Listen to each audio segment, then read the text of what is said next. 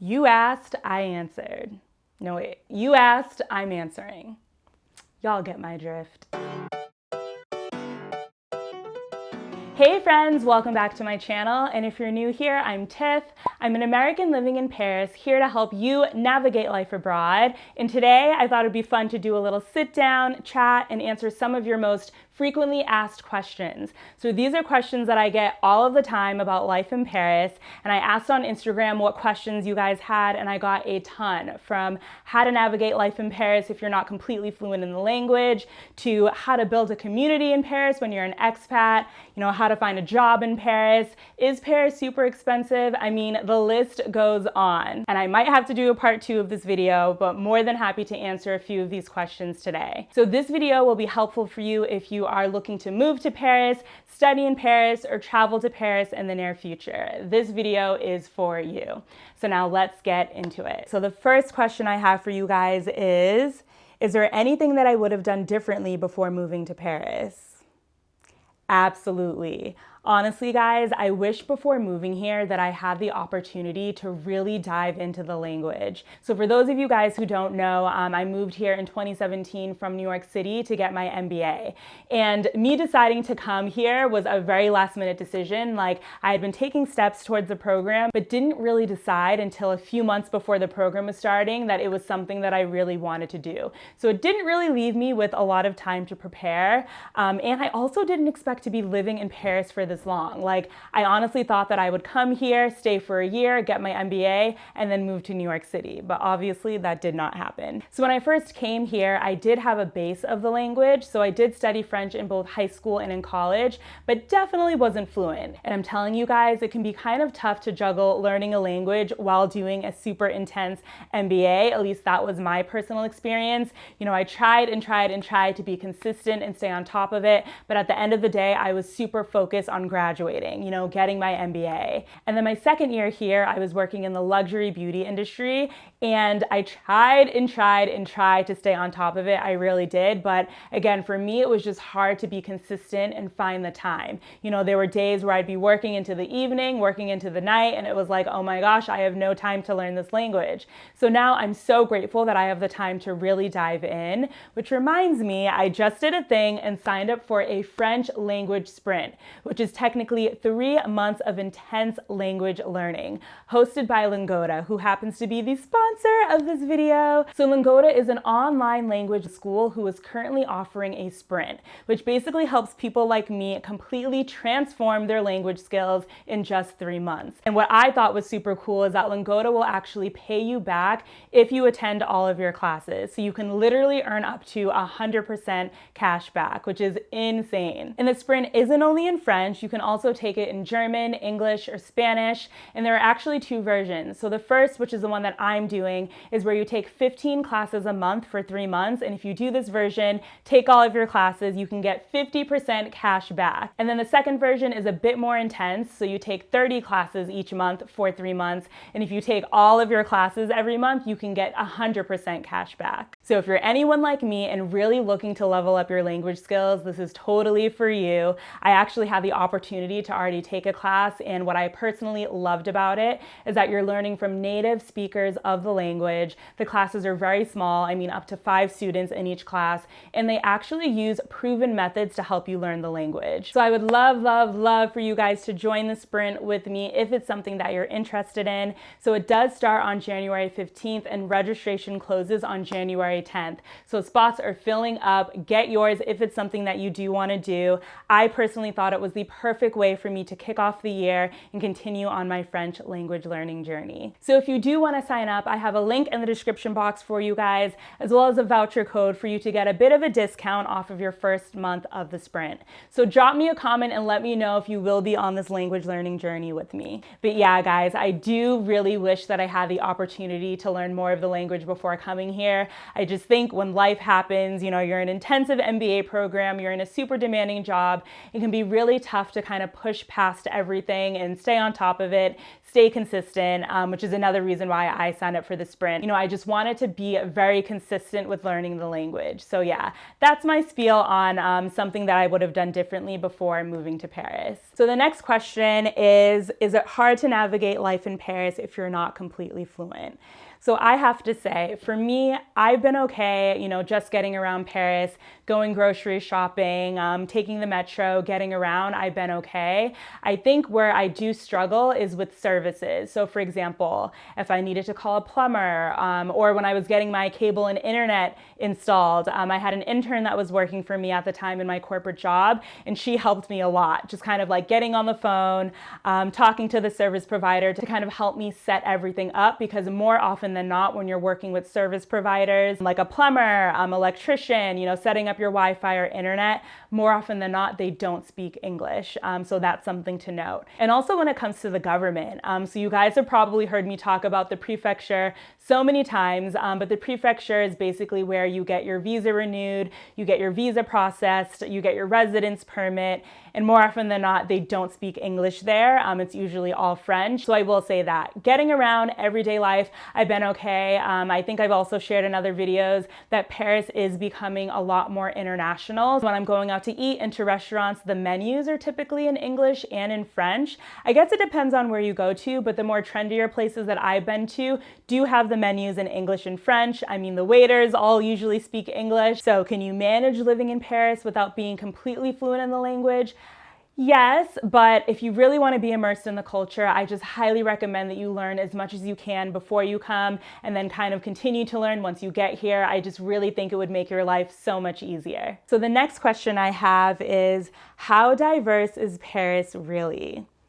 Guys, Paris is extremely diverse. I'm telling you, I've met people from all over the world here. And honestly, some of my really good friends are from China, India, Canada, Ireland, Congo. Am I missing anyone? Of course, French, Germany. I mean, I literally have made friends from all over the world. I do think that Paris is becoming more and more international. But I do have to say, depending on the industry that you work in when you're living in Paris, it might not be as diverse. For example, I was working in the luxury beauty industry. I was the only American on the team. I was the only Black person on the team. So definitely something to keep in mind. You know, diversity doesn't run through all industries in Paris, but in a social setting, I have found that Paris is very diverse. So moving on to the next question, which is, have there been any major surprises living in Paris? Things that I didn't expect? For sure. Oh my gosh. Like, for one, I didn't realize that the salaries here are around 40% lower than that in the United States.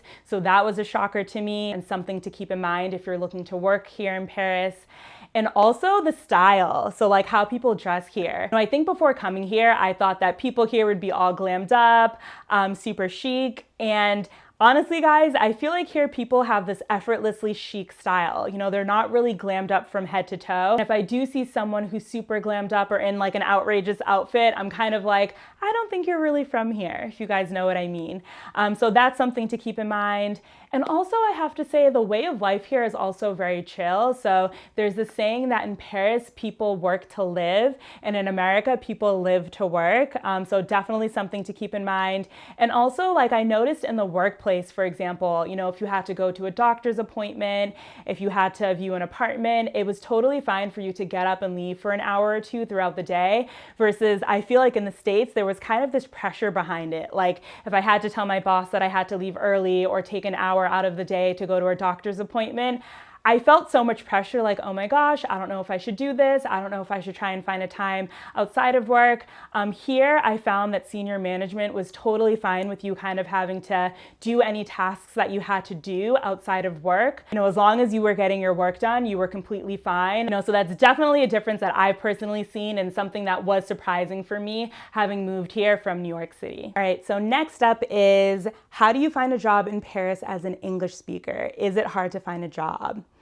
Woof, you guys, I'm not gonna lie, finding a job in Paris can be really, really tough, especially if you're not fluent in the language. My best advice I can give you is to target international companies because more often than not, the working language is English. But keep in mind when it comes to, business settings and like corporate jobs, they are very particular about the school that you went to. So the top 3 business schools in France right now, I believe are ESSEC, HEC, and INSEAD. So those are the schools that they're kind of like looking at right now. Doesn't mean that you won't be able to find a job if you didn't go to one of those schools, but just something to keep in mind. But I've also heard that they more so look for English speakers in some of the more creative roles like marketing, social media, things like that. So that's something to keep in mind. So yeah, guys, it can be tough, but it is possible. And also LinkedIn will totally be your best friend. So then the next question I have is Paris really expensive?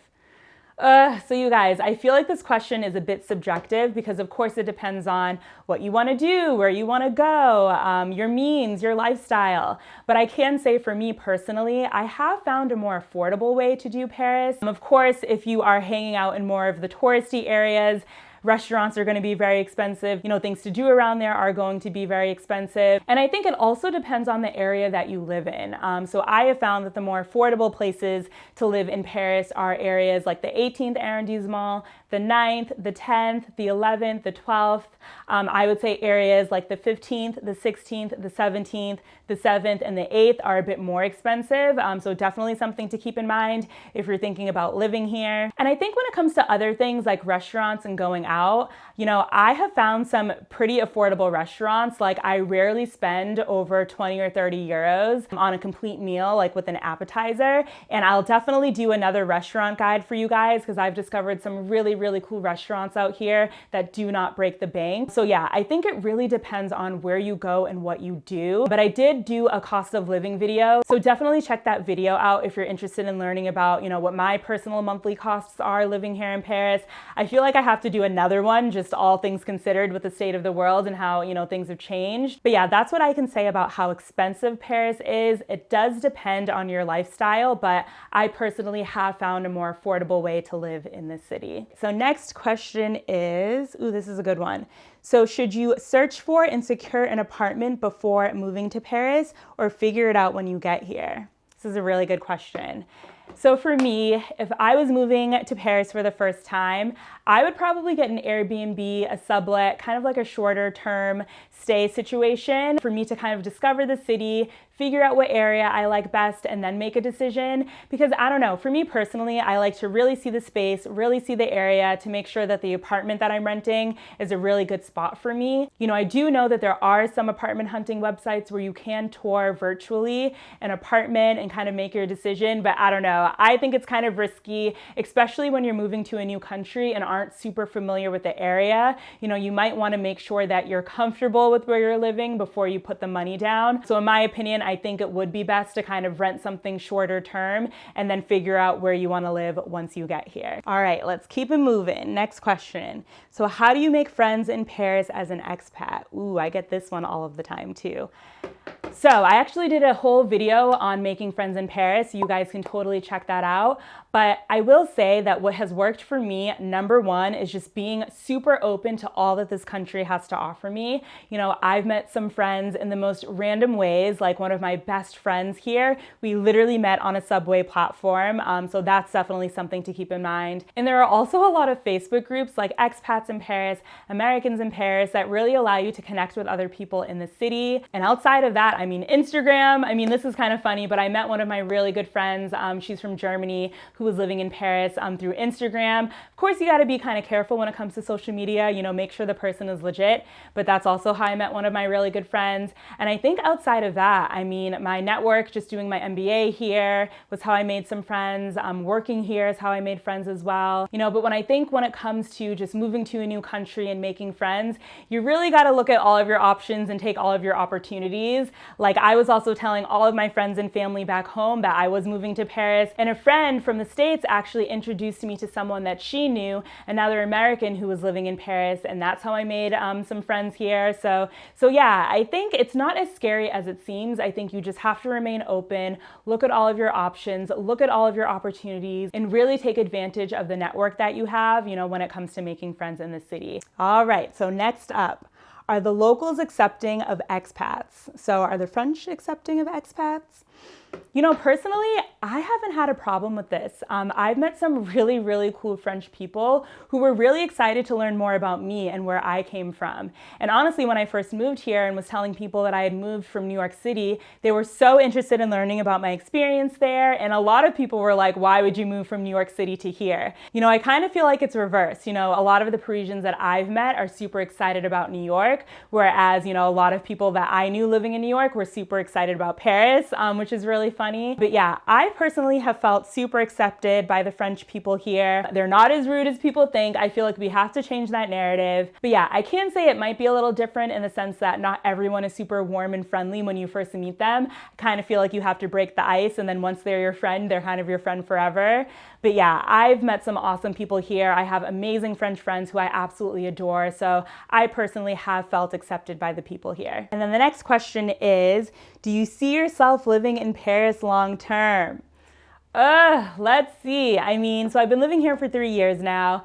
And honestly, I love, love, love my life here. Like right now, I can't picture myself living anywhere else. You know, I do wonder sometimes, you know, when I have a family, will I want to be in the United States, just closer to friends and family? Because I love the way that I grew up just with the community and close friends, family, things like that. So I feel like, you know, when that time comes, I may think about moving to the United States, who knows? But for right now, I love, love, love my life here. I can totally see myself living here for years to come. You know, I definitely don't see myself leaving here anytime soon. And I think it's because, you know, even though I'm an American, I'm not super fluent in the language, I still feel so connected to this culture and to this city. I've had so many great opportunities here that I don't think I would have had if I were to stay in the United States. I've met so many amazing people here. You know, I feel like I've grown so much here, just both personally and professionally. You know, I think for me that this move has been a life-changing experience for me. And honestly, it's why I share a lot of my experience with you guys on YouTube and through Instagram, because I do want more people to have this experience. Like, again, I've just grown so much since living here. I've learned so much, and I would just love other people to kind of have this opportunity. And I'm hoping to kind of give you guys the clarity, the confidence, and the tools to be able to do that. So yeah, I think to finally answer this question, yes, I do see myself living in Paris long term. It just feels right for me. It really feels right for me. All right, so now the next set of questions are going to be kind of like rapid fire questions. I'm going to try to answer with just one word or in just one sentence. So let's see how I do. So number one, the best neighborhood to stay when visiting Paris. In my opinion, Le Marais. I love Le Marais. Number two, my favorite restaurant in Paris. Easy, Sunday in Soho. It's also Black owned. So this is a restaurant that I'm always going to in my day in the life videos. It's so, so good. Number three, one thing you can find in the United States, but not in Paris. Ground turkey. Oh my God, guys, I literally cannot find ground turkey anywhere in Paris. And when I was living in the States, I loved to cook with ground turkey. So that's definitely something I haven't been able to find here. All right, next one is favorite French fashion brand. Oh my God, I have way too many. I can't answer with just one word. I'll give you guys three. So I love Mage, I love Bash, and I also love this brand called Mode Trotter, which I actually recently just discovered this year. So those are three French fashion brands that I absolutely adore. And then the last question on my rapid fire list is name a place in France that you really want to visit. Nice, definitely Nice. Honestly, I cannot believe that I haven't yet gotten to the south of France.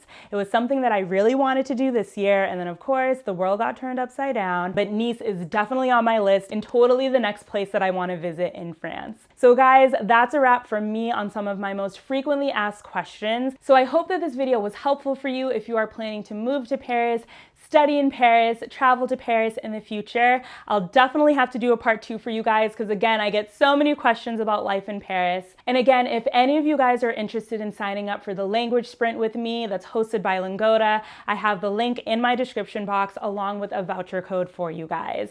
So that's it from me. Thank you guys so much for watching and I'll see you soon.